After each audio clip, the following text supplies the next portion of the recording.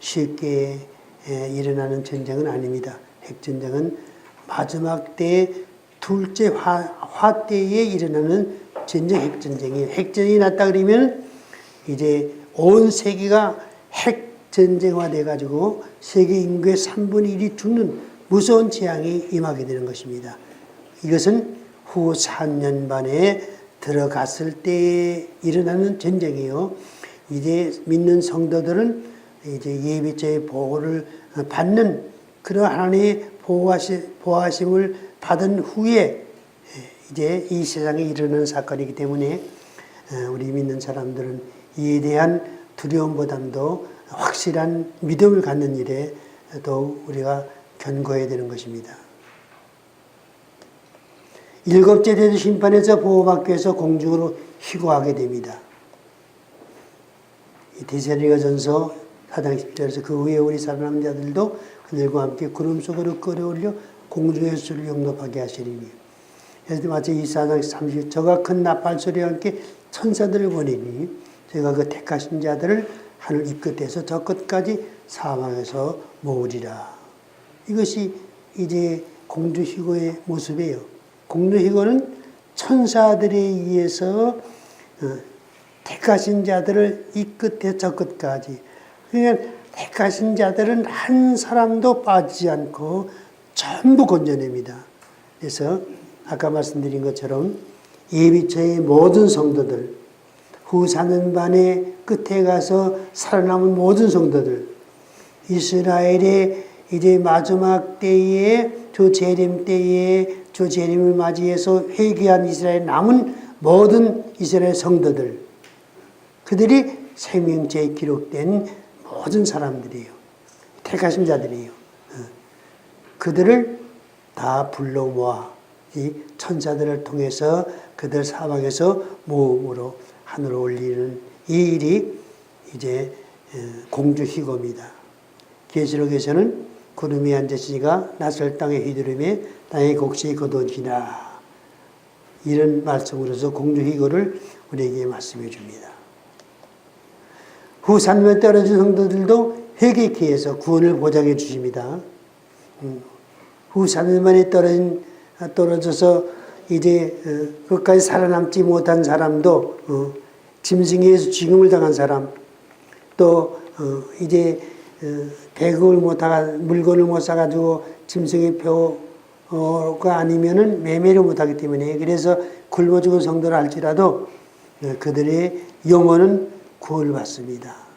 그래서 이제 구원받은 사람들에 대한 그 구원의 확증을 14장 17절에서 지금 이후로 주 안에 죽은 자들은 복이 있다고 말씀해 주시고 이제 그 12장 20절 용이 여자에게 분노하여 들어가서 그 여자의 남은 자손 곧 하나님의 계명을 지키며 이제 증거를 가진 자들하고는 싸우려고 마다못에 섰더라. 12장 13절에서 그 남은 자들이 두려워하여 하나님께 영광을 드리더라 말씀해 주고 있습니다. 예수님의 재림의 모습을 보겠습니다.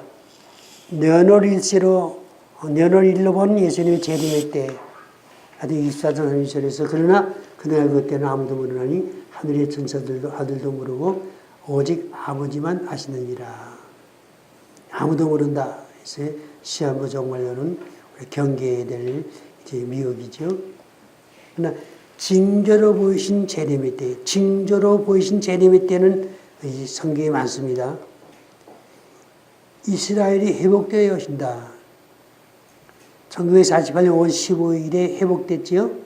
이스라엘이 회복되어야 예수님이 오신다는 말씀은 성경의 징조로서 말씀해 줍니다. 아디 23장에서 예수님께서 보라 너희 집이 황폐하여 버림받으리라. 황폐하여 버림받으리라. 이것이 70년도의 디도에 의해서 버림받으리라. 그 후에 2000년이 넘게 버림받으셨어요. 내가 너희에게 이르노니 이제부터 너희는 찬송하리로다. 주의 이름으로 오시는 이요 할 때까지 나를 보지 못하리라. 황폐하여 버림받은 이후에 회복될 것을 여기서 의미해 주는 것입니다. 로마서 11장에서 이 비밀은 이방의 등원한 수가 되기까지 이스라엘의 터를 완악하게 된 것이라. 그래야 온 이스라엘이 구원 얻으리라. 온 이스라엘이 구원을 얻으리라. 얻으리라고 한 말씀은 이스라엘이 회복이 된 후의 일입니다. 이스라엘이 회복되지 않은 다음에는 온 이스라엘이 구원을 얻는다는 말은 해당되지 않습니다.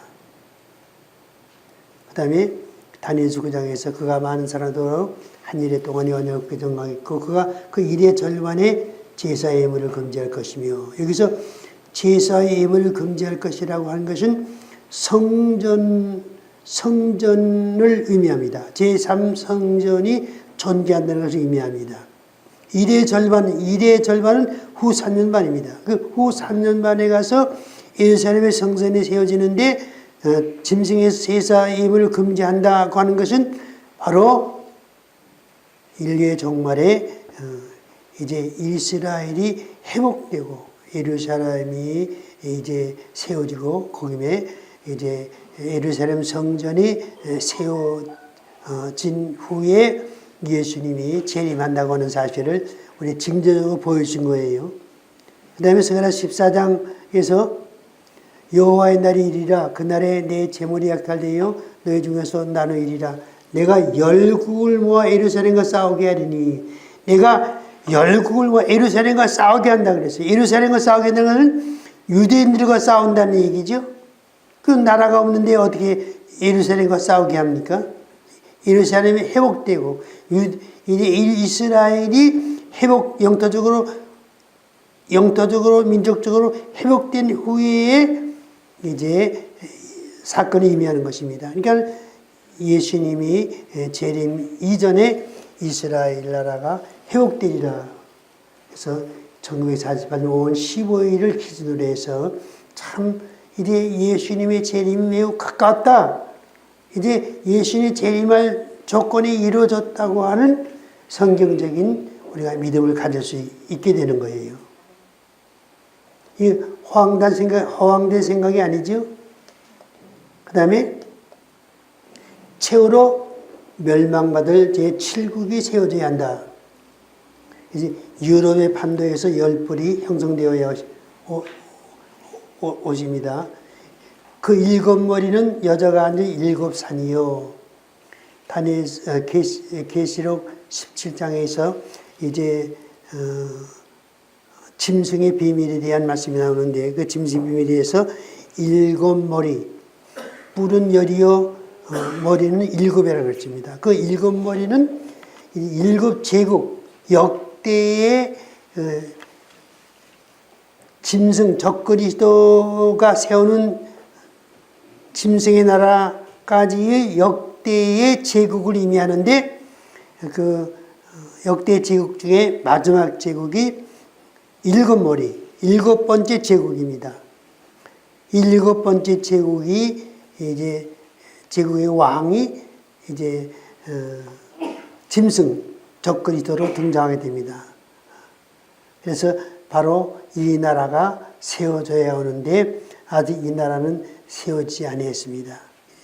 5은 망하였고 하나는 일곱왕이라 5은 망하였고 망한 나라는 어디예요? 애굽, 아수르, 바벨론, 메데베사, 헬라. 하나는 있고 로마. 다른 이는 아직 이르지 아니했다.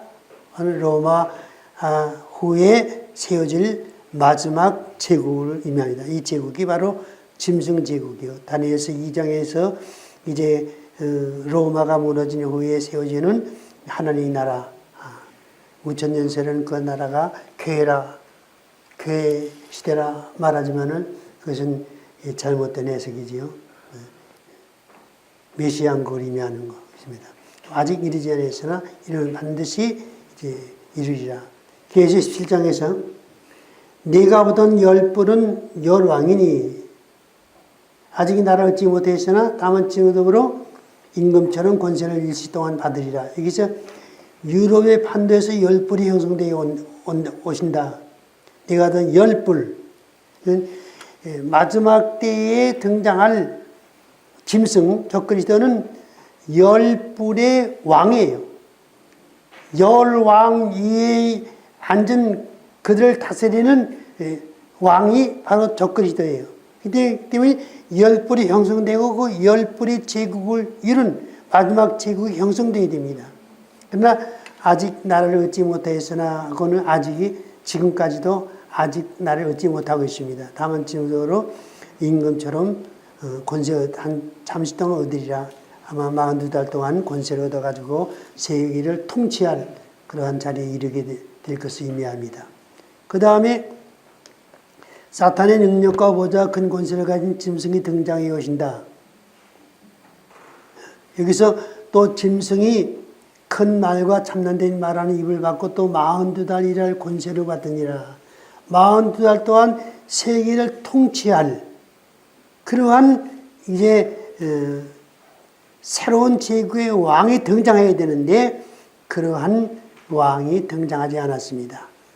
지금 42달 동안 그 왕의 통치를 받을 시한부 제국에 지금 살고 있는 것이 아니지 않습니까? 그 다음에 이 짐승이 10벌의 왕으로 앉고 한일의 언약이 이루어져야 하신다. 그러니까 장차 많은 사람들이 한일의 동안의 언약을 굳게 정하겠고 이제 장차 등장할 이 짐승 적그리스도가 많은 사람과 더불어 한일의 동안의 언약을 굳게 정한 후에야 예수님의 재림이 오게 되는 것입니다. 징조로 보이신 재림의 때를 우리가 잘 알아야 됩니다.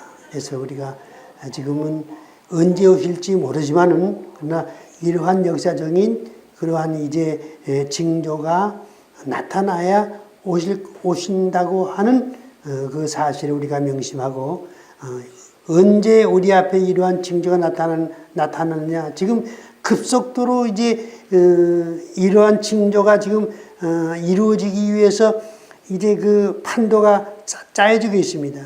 우리는 이 시대의 조류와 또 정치 이 판도와 여러 가지 그 시국의 흐름을 우리가 잘 정밀히 관찰해서 그 시기와 때를 우리는 잘 살펴볼 수 있어야 됩니다. 종말의 짐승의 군대에서 예루살렘이 침노를 받아야 오신다. 이것도 중요한 건데 이것은 이제 누가복음 21장 너희가 예루살렘의 군대에게 하는 것을 보거든 그 멸망의 간 줄 알라. 멸망은 예루살렘의 멸망을 의미합니다. 이제 구원받을 사람은 구원받고 예루살렘은 실상인즉 멸망을 받게 되지요. 그리고 뭐 멸망이 먼저 올지 예수님의 재림으로 이제 적그리스도가 심판받을지는 잘 모르겠지만은 여하튼 이 예루살렘이 완전히 멸망 가운데에 대환란을 당하게 되는 것입니다. 그 다음에 내가 이방 나라들을 모아 예루살렘과 싸우게 하리니 성읍이 함락되며 가옥이 약탈되며 이는 그때의 큰 환란이 있겠습니다. 그때라는 것은 예수의 재림의 때를 의미하는 것인데 여기서 맨 아주 마지막에 아주 예수의 재림이 급박할 때에 그 직전에 이루어질 징조는 바로 짐승에 의해서 열국이 이제 열국이 때를 이루어서 예루살렘을 공격하고 유대인들에게 예루살렘을 점령하고 유대인들에게 큰 환란을 주는 바로 그때가 예수의 재림이 직전된다. 그래서 이제 우리 옛날에 그 복음성가 같은 거 이제 재림가 같은 거 보게 되면은 오늘 밤에 오실는지 이따 오실는지 하는 그러한 이제 가사도 있지만은 이따가 오시거나 오늘 밤에 오시는 일은 없을 거예요. 이런 징조가 우리 앞에 나타나지 않았기 때문에 이러한 징조에 대한 것은 성경에서 우리에게 말씀해 주신 것이기 때문에 우리가 이제 시한부적으로 하는 것이 아니라 징조에 대한 확실한 증거를 우리는 이제 인식해야 되는 것입니다. 예수님 재림의 모습, 재림 장소와 아마겟돈 전쟁, 재림의 장소는 감람산이고 적그리스도와의 최후의 결전장은 아마겟돈이다. 아마겟돈에 이제 동방에서 오늘 왕들이 모인다고 그랬어요. 아마 그래가지고 일부 그 군대가 이제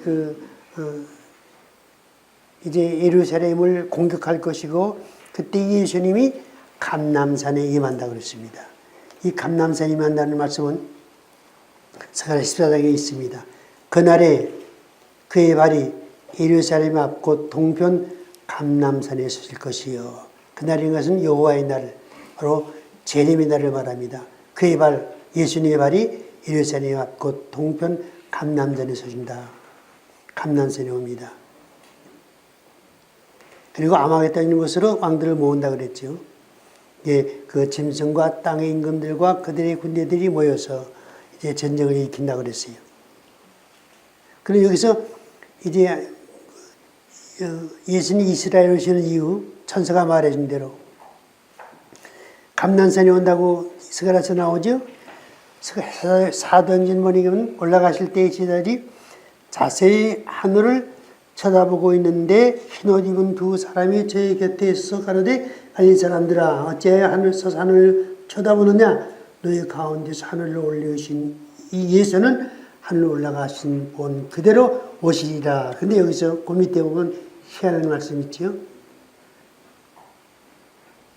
하였느라 제자들이 감람원이라는 산으로부터 예루살렘에서 내려오니 예루살렘 내려오니 예수님의 하늘로 올라가심을 어디서 왔냐 하게 되면은 감람산에서 왔어요.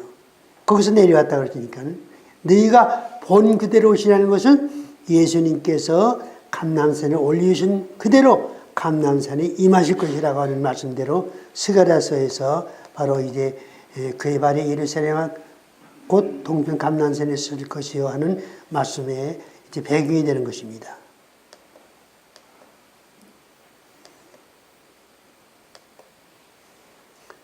이스라엘 남은 자들의 구원을 위해서 이스라엘 남은 자들의 구원을 이루려면 예수님께서는 이스라엘이 와야 됩니다. 내가 다윗의 집과 예루살렘 거민이 은총과 간관의 신을 보이니 그들이 그 찔린 바 그를 바라보고 그들이 바로 감람산에 오셔서 예수님께서 산으로 도망하라고 그랬죠. 이 감람산이 동서로 갈라진다고 그랬어요. 그래가지고 그 산으로 도망가라고 그랬어요. 그 산으로 도망가서 거기서 바로 재림하시는 예수님을 만나게 됩니다. 그래서 거기서 회개하게 되고 거기서 그들이 이스라엘 남은 자들이 구원을 받게 됩니다. 그래서 이스라엘이 구원받을 남은 자들입니다. 그 후에 예수님께서는 예루살렘을 걸쳐서 이제 아마겟돈에 가셔서 최종적으로 이제 짐승군대와 싸워서 이제 그 자리에서 이제 적그리스도와 이제 거짓 선지자를 생포로 사로잡아 둘째 상황에 던져 넣는다고 그랬습니다. 그리하여 온 이스라엘 구원하리라. 기록된 구원자가 시온에서 오사 야곱에서 경건치 않은 것을 돌이키시겠고 내가 저희 죄를 없이 할 때에 저에게 이루어질 내 언약이 이것이라 한 것 같으니라. 이 말씀이 참 우리가 연결시켜서 문장적으로 이것을 연결시켜 보게 되면은요, 참 너무나도 오묘하고 너무나도 이제 정교하게 이제 이 예언이 계시되어 있다고 하는 사실을 바라보게 되는 것입니다. 주 재림을 전후하여 일곱째 심판 직전에 성도들이 공중희고가 있게 됩니다. 공중희고의 성경적 근거, 대신하전서 4장 16절에서 주께서 호령과 천상의 소리와 하나님 나팔로 친히 하늘에서 강림하시리니 그리스도 안에 죽은 자들이 먼저 일어나고 그 우리 살아남은 자도 저희와 함께 우리 살아남은 자도, 그러니까 우리가 지금 있는 그들의 모습을 위하는 것입니다. 살아남은 자도 저희와 함께 구름 속으로 끌어올려 공중에서 주를 영접하게 하시리라. 공중에서 주를 영접하게 공중 희고를 의미하는 것이죠. 공중 희고의 방법까지 나와 있어요. 아들 23:1절에서 저가 큰 나팔 소리와 함께 천사들을 보니니 저가 그 택하신 자들을 하늘 이 끝에서 저 끝까지 사방에서 모으리라. 천사에서 모으는 이 모음은 예수의 재림 때의 모음은 바로 공중 희고를 의미하는 것입니다. 그 다음에 계시 14장에서 이제 땅에 낯을 땅에 휘두르며 곡식이 거둬지니라고 하는 이 말씀도 공중 희고의 다른 모습의 계시가 되겠습니다. 공중 희고의 대상은 누구냐? 그 택하신 모든 성도들, 택하신 자들을 모으리라고 했습니다. 모든 성도들. 그러니까 공중 희고되면은 이 세상에는 믿는 사람은 세상에 하나님 택하신 백성들은 하나도 없게 돼요. 전부 짐승의 해받은 불신자들만 남게 돼요. 그들에게는 무자비한 하나님의 심판이 내려지게 되는 거예요. 하나님의 자비가 필요가 없어요. 다 짐승의 해받은 자들이요, 다 멸망의 자식들이요, 하늘 대적한 자들이요, 하늘 택하신 분을 갖지 못한 자들이요, 다 구원에 제외된 자들이요, 영원부터 하나님의 심판을 받기로 예정된 자들이기 때문에 하나님께서는 그들을 멸망시키는 일에 어떻게 하시느냐? 일곱째 대조 심판을 내리십니다. 지구가 세계로 갈라지고 온 지구의 인류가 불태움에 죽는 무서운 심판 가운데서 악인이 모조리 죽는 그런 심판을 내리시는 것입니다. 공주희고의 장소는 어디냐? 하늘에 불이 섞인 유리바닷가라고 했습니다. 또 내가 보니 불이 섞인 유리바닷가 같은 곳이 있고 짐승과 그 우상과 그의 이름에 술 이기고 벗어난 자들이 바로 이들이 일곱째 대조 심판에서 벗어난 공로희고자들입니다. 유리바닷가에 있어서 유리바닷가는 하늘에 있는 어느 이제 하나님의 이제 예비처를 하늘에 있는 예비처를 말합니다. 하늘의 검은 걸 가지고 하나님 노래, 모세의 노래, 언약의 노래를 부른다 그랬습니다. 그것이 계시록 15장에 있는 말씀이 되겠습니다. 공동희고의 기간, 이건 너무 세세한 거지만은 다니엘서에 희한한 계시의 말씀이 있어요. 12장 11절 12절로 보면 매일 드리는 제사를 피하며, 매일 드리는 제사를 피한다는 것이 언제예요? 유대인들에게 매일 드리는 제사를 피한다. 후 3년 반은 의미하죠. 피하며 멸망케 미운 물건을 세울 때부터, 그러니까 피하며 후 4년 반 그 시기입니다. 그 시기부터 1290일 지날 것이요. 후 4년 만에 며칠 동안이에요? 1290일 동안이죠. 그러니까 며칠이 더 가산됐어요. 30일이 더 가산됐지. 지날 것이요. 또 기다려서 1335일까지 이르는 그 사람은 복이 있다. 그 사람 복이 있다는 복이라는 것은 메시아 왕국을 말하는 거예요. 1335일까지 이르는 사람. 여기서 희한하게 1290일에서 끝나는 것이 아니요. 그것도 지나고 또 1330일까지 45일간의 기한이 더 지나는 그때까지 이르는 사람은 복이 있다고 그랬어요. 이것을 도표로 그려보면 한미의 기간입니다. 1260일, 전 3년 반, 1260, 후 3년 반이죠. 유대인들은 후 3년 반이 유대인들의 환란 기간이죠. 유대인들이 당할 그러한 이제 환란 기간이 1260일. 여기면서 1290일을 지낼 것이요 그랬어요. 그러니까 30일이 더 지내게 되지요. 그리고 또 기다려서 1305일까지, 1305일까지 이르는 사람은 플러스 45일이에요. 이건 전부 75일간이 되는 거예요. 30과 35일. 그러면 여기까지 가는 사람은 복이 있다는 것은 메시아 왕국을 들어갈 복이 있다. 그것을 의미하는 거예요. 이것이 이제 다니엘서 9장 24절에서 27절을 보니까는 바로 이 메시아 왕국을 의미하는 겁니다. 축복에 대해서. 그러니까는 1260일 됐을 때에 예수님이 재림하시고 일곱 제dem이 끊게 되고 공주희고가 되는 거예요. 1260일 후 3년을 맞출 때. 그럼 공주희고 된 후에 30일이 지나야 되겠죠? 또 플러스 45일이 지나야겠죠? 그럼 75일 지나면 그때에 메시아 왕국이 도래한다는 것은 75일간의 공주희고 기간이 지낼 것이다. 왜 이게 둘로 나누느냐?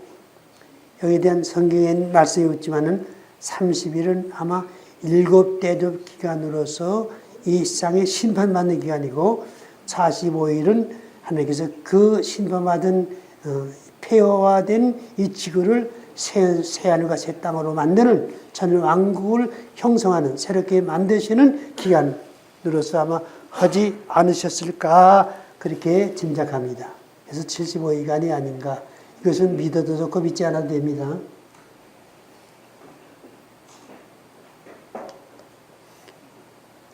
공주 이것이 성도들의 모습. 이것이 또 문제예요. 이제 전 세대주의자들은 공주 이거 될 때에 부활한 성도들이 전부 내려오게 되고 이 땅에 있는 성도들은 다 변화받아서 변화받는다는 것은 뭐를 말해요? 부활한다는 거예요. 변화. 살아있는 성도들이 부활하는 것이 변화예요. 죽은 성도들이 살아나는 것이 이제 부활이고요. 변화받아서 그것을 그 사람들은 첫째 부활이라고 말하는 거예요. 어디에도 성경 그런 말씀이 없지요. 첫째 부활은 순교자의 부활을 의미하는 거예요. 공주 이것 성도들의 모습을 그렇게 표현하는 거예요. 그리고 또 한심 이제 우리가 통탄성 행하는 것은 역사적 천년주의에서도 역시 세대주의와 똑같이 예수님 재림 전에 희고한다는 말은 하지 않지만은 예수님 재림하실 때에 죽은 성도들이 다 부활하고 살아있는 성도들이 다 변화받는다. 그것이 첫째 부활이다. 그리고 공주 희고된다. 7년 간격만 있는 것이지 살아있는 사람들이 변화된다는 말은 세대주의와 역사적 전천주의와 똑같아요. 이것을 우리가 주의해야 돼요. 그러나 우리가 공주 희고될 때에는 결코 변화받지 않습니다. 이 몸 그대로 가지고 공주 희고돼야지 변화받은 몸 가지고서는 천년왕국을 이룰 수가 없어요. 그럼 천년왕국이 아니라 무슨 나라가 돼요? 천국이 되는 거예요. 네, 새 예루살렘이 되는 거예요. 새 예루살렘은 변화받은 사람, 부활한 사람이 들어가는 것이에요. 이 몸 가지고는 절대 못 들어갑니다. 그러나 천년왕국은 이 땅에 세워지는 에덴의 회복이기 때문에 아담이 변화받은 몸으로 에덴 동산에서 창조된 것이 아니에요. 부활하는 몸으로 창조된 것도 아니에요. 우리의 몸 이대로 가지고 창조했습니다. 다만 죄만 없었을 뿐이에요. 죄를 범하지 않았기 때문에. 천년왕국에도 죄만 없는 몸으로 우리가 살아갈 뿐이지 육체는 이 육체 그대로 우리가 살아가는 거예요. 이것을 여러분들이 분명히 이 성경에서 이걸 깨달아야 돼. 깨닫고 이와 확실한 믿음 가지고 이것을 우리가 강력하게 주장해야지 다른 사람들처럼 우리가 이제 변화받아 가지고 공주가 된다고 말하면은 그건 천년왕국설도 배치되는 것이고 이제 예루살렘에 올라가는 문제가 제기되는 거예요. 여기서 보게 되면은 육체를 가진 몸으로 희고된다. 성도의 변화는 천년왕국 마지막 부활 때 백보다 심판 때에 있게 된다. 고린도서 15장 50절 50절 보게 되면 형제들아 내가 이것을 말하노니 혈과 육은 한 나라를 유로 받을 수 없고 혈과 육은 우리 육체의 몸을 말하는 거거든요. 한 나라라는 것은 천년왕국을 말하는 것이 아니에요. 유로 받을 수 없는 나라는 천국을 말하는 거예요. 새 예루살렘을 말하는 거예요. 낙원을 말하는 거예요. 나는 유로받을 수 없고 또한 썩은 것은 썩지 않을 것을 유로받지 못하느니라. 썩은 것은 죽은 시체는 썩지 아니할 것. 이것은 천국을 말해요. 천국은 썩지 않을 것이에요. 유로받지 못한다. 그러니까 우리가 이 육신의 몸으로도 천국은 들어가지 못하고 죽은 몸으로 천국은 못 들어간다. 죽은 이 영혼을 말하는 거야. 이거 육신의 몸을 말하는 거예요. 보라, 내가 너에게 비밀을 말하는데 우리가 다 잠들 것이 아니에요. 다 죽을 것이 아니에요. 마지막 나팔에 순식간에 허리는 다 변화하리니 마지막 나팔에 우리가 허리 변화하는데 나팔 소리가 나면 죽은 자들이 썩지 않을 것 다시 살고 우리도 변하리라. 나팔 소리가 나면 마지막 나팔 소리 죽은 자들이 썩지 않을 것으로 다시 살고 죽은 자들이 지금 무덤에 있는 모든 죽은 사람들이 썩지 않을 다시 살고 이것은 뭐예요? 부활이죠. 다시 살고 이것은 무슨 부활이에요? 첫째 부활이 아니에요. 마지막 부활이에요. 첫째 부활은 순교자 예수 재림 때 부활은 순교자의 부활이거든요. 우리도 변화하리라. 우리도라는 것은 그때까지 살아있는 성도를 말하는 거예요. 그때의 마지막 부활과 함께 우리도 변화받는 변화의 역사에 변화를 말하는 거예요. 주의 재림 때 모든 성도의 부활이 있는 게 아니라 그는 마지막이니 그가 모든 지와 모든 권세와 능력을 멸하시고 하나님 나라를 하나님께 바칠 때라. 그 후에는 마지막이라고 그랬죠. 그 후에 또 다른 이제 부활이 있다는 것을 말씀하시는데 마지막 부활이 우리도 변화하리라. 순식간에 우리 다 변화하리라고 하는 이 변화를 의미하는 겁니다. 그가 모든 통치와 모든 것과 능력을 멸하시고 나라를 하나님의 백성들을 아버지 하나님께 바칠 때라. 이것이 새늘과 새 땅인 새 예루살렘에 들어갈 때 그때에 마지막 부활이 있게 되고 그때 우리가 호련한 변화가 있게 된다고 하는 사실을 여기서 말씀해 주는 겁니다. 그 나머지 죽은 자들은 천년의 살기까지 살지 못하더라. 즉 첫째 부활에서 부활하지 못한 나머지 모든 성도들은 천년이 차기까지 천년이 차가지고 마지막 심판 때 즉 마지막 심판 때가 아니라 천년이 차가지고 백보다 심판 때에 마지막 부활이 그때에 부활을 할 것이다 하는 말씀이 바로 이 말씀이 되는 것입니다. 일곱째 대조 심판, 지구 최후의 심판, 일곱째 대조 심판이요. 일곱째가 그 대조를 종교한 데 소돔에 그 음성이 성전으로부터 나서 가로되 되었다 하니 번개와 네 음성들과 네 성이 있고 또 큰 지진이 있어 어찌 큰 지사라의 땅에 있어오므로 이같이 큰 지진이 없었더라. 그 성의 세 가지로 갈라지고 만개 성도 무너지니 그 성이 바벨론이 하나님 앞에 기억하신 바 되어 그 맹렬한 진에 붙어 들어가되 각 섬도 없어지고 산악 동안 데 없더라. 또 증수가 한 달 한 달아 되는 큰 우박이 하늘을 어떤 사람들에게 내려오매 사람들이 그 박자로 인해서 하나님의 방안에 그 재앙의 심이 큼이라 그랬습니다. 여기서 보게 되면은 큰 성은 바로 이 지구로 말합니다. 바벨론화된 큰 성이 세 가지로 갈라진다.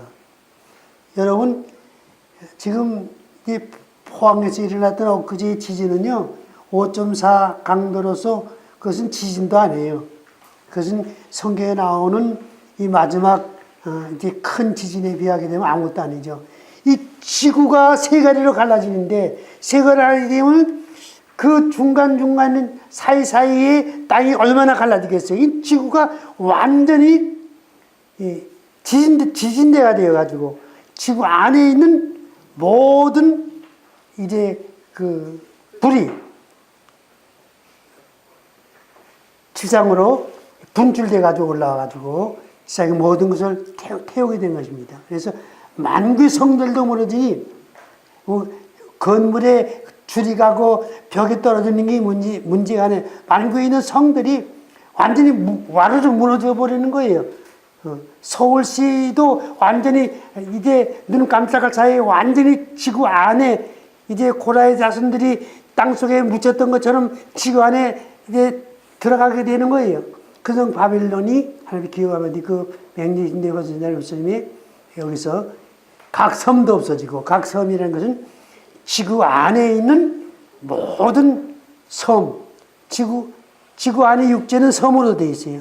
그것이 완전히 없어지는 거예요. 그러니까 이 지구가 이제 바닷물로 덮인다는 거예요. 산악도 한 데 없더라. 산도 보이지 않아요. 물이 꽉 차가지고.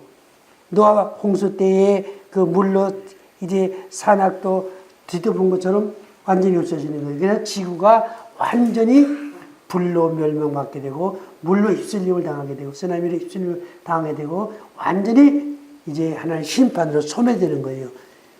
이때에 모든 사람들이 악인도 자취를 감추게 되고 모든 사람도 다 심판을 죽게 되고 이 지상의 생명체는 하나도 남김없이 전부 멸절하는 심판도 멸절당하는 그 무서운 심판이 마지막 심판이에요. 여기서 살아남으려면 어떻게 돼요? 공조시효되는 수밖에 없어요. 그래서 이때는 생명체에 기록된 하나님의 성도들만이 공조시효됨으로써 거기서 생명을 유지하게 되고 나머지 지구 안에 있는 모든 생명체는 완전히 지구의 파멸과 함께 하는 심판으로 멸망받게 된다고 하는 사실을 우리에게 보여주는 것입니다. 지구의 대폭발이 있게 돼요. 그래서 이 대폭발이 있으려면은 지구 지진대가 움직이고 그래야 될 거 아니에요? 근데 지금 저렇게 포항에서 일어나는 이러한 지진은요, 종말의 징조라고 볼 수 없어요. 저런 건 옛날부터 그냥 계속해서 오던 거예요. 종말의 징조는요, 이제 그 예수님께서 말씀하신 대로 처처의 지진이 있으냐는 것은 7년 환란 때 있을 지진이에요. 근데 이 지구가 폭발하려면은 그 전부터 막 그 지진대라고 하는 이 그 지각이 변동이 있게 되고 굉장했죠. 그 사방문에서 그러한 무서운 지진들이 그때 이제 일어나는 그러한 시대가 오게 될 때에. 제일 처음에 나온 저 책 아니요? 네? 저거. 예. 맨 처음에 목사님 소설한 책 중에 제일 먼저 나온 거 아니냐고. 지구의 폭발. 응. 목사님이 책 찍은 거 아니냐고. 예. 지구의 폭발. 예. 네, 제가 40년 전에 이제 저서란 책이 지구의